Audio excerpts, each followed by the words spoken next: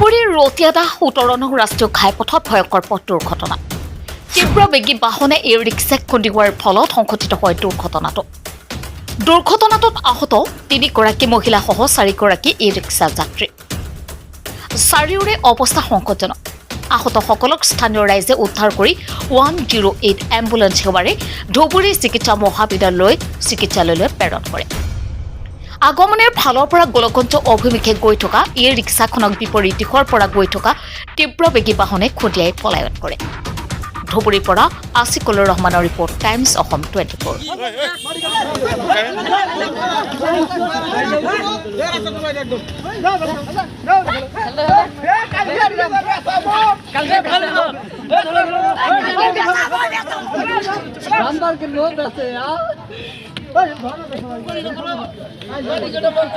ঘটনাটো কি হৈছে?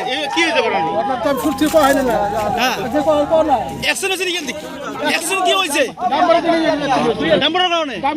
ডাম্পাৰ কি কৰে? মাটি কাটে। কোন কোম্পানী? ডাম্পাৰ জানটো নেকি?